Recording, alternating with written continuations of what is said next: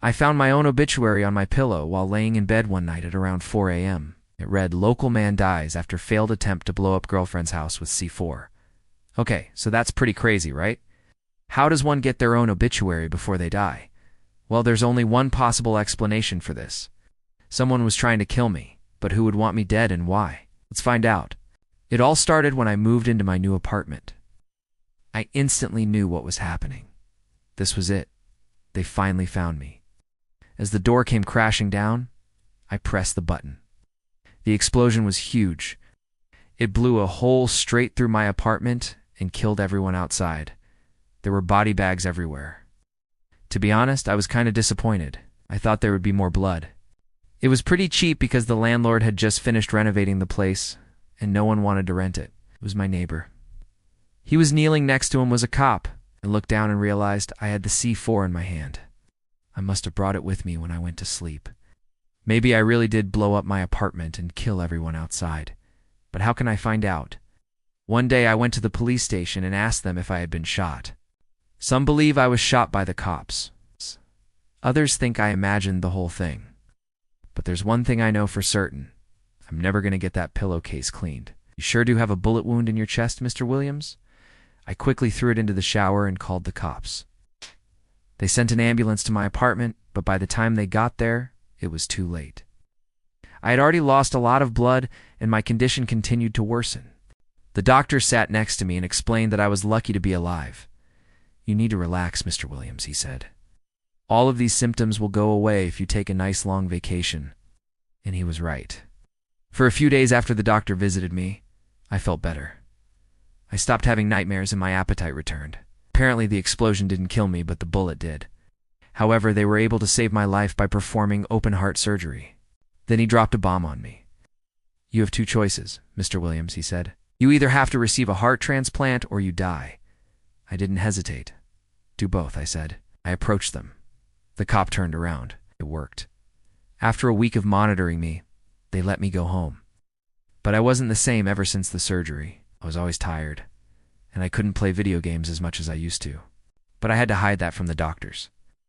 If they found out I was still playing violent video games, they might try to take my new heart away. He was holding a gun, and he aimed it right at me. I was exhausted, so I laid down in bed and fell asleep. That's when I saw the vision. I saw myself die in a massive explosion. I tried to wake up, but I couldn't. Stuck between the world of the living and the world of the dead. I tried to scream, but no sound came out. I was trapped in my own personal hell. "Put your hands up, sir," he said. "You're surrounded." Wait a minute. What? I just blew up my apartment and killed everyone outside. Why aren't they dead? I didn't understand what was going on. But then the cop yelled, "Don't move," and shot me right in the chest. In fact, on the first night I stayed there, someone tried breaking into my balcony door. Yeah, that's not very welcoming. That night I called the cops and they told me to board up the door, which I did. But I could tell from their body language and tone of voice that they were really gone. Do anything about it. It was clear that this apartment was a liability, so I decided to take matters into my own hands. I didn't care because I was young, dumb, and broke, so I jumped on the opportunity. The apartment was massive, like seriously massive. It had 4 bedrooms, 3 bathrooms, and an open-plan kitchen, dining, and living room. It was a great place to host parties, which I did often. There was one other catch, though. The apartment was located in a very sketchy neighborhood. The next day, I went to the hardware store and bought some C4 plastic explosive and some fertilizer. I'm not gonna lie, handling explosives is not something I've ever done before, but YouTube has a lot of great tutorials on it. I put the fertilizer in a bag, wrapped it in duct tape, and hid it under the floorboards of my apartment. Then I put a few sticks of the C4 around the bag, and wired it all up so that the entire thing would detonate if anyone tried entering my apartment through the front door. To be honest, it was probably overkill, but hey, I wasn't taking any chances.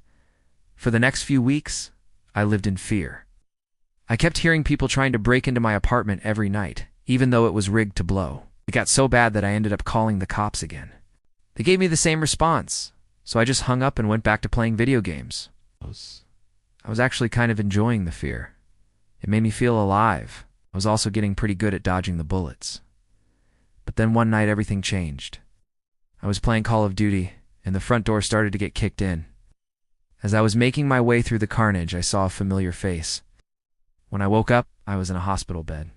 So they hooked me up to machines, cut open my chest, and replaced my heart with another one. So I did my best to act normal. But one night I couldn't take it anymore. Then I saw it. It was my own obituary printed on a pillowcase.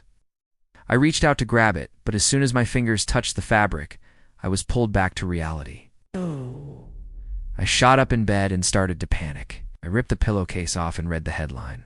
Local man dies after a failed attempt to blow up girlfriend's house with C4. What the fuck? Why would my girlfriend blow up my apartment?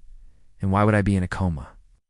And why does my obituary say that I died in a house explosion when I clearly died from being shot?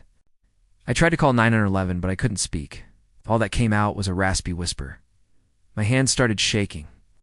At the hospital, the doctor ran some tests and told me that I was suffering from post-traumatic stress disorder. But then one night I started having second thoughts. Maybe the doctor was wrong. Maybe I was really going crazy. The next day, the officer called me back. "Sorry, Mr. Williams," he said. "We can't seem to find the footage from outside your apartment." "What about inside?" I asked. "That footage is gone too." "What are you trying to get at, Mr. Williams?" "Never mind," I replied. "Thanks anyway." To this day, no one knows what happened to me. Thank you for watching. If you enjoyed the story, please leave a like and subscribe for more content.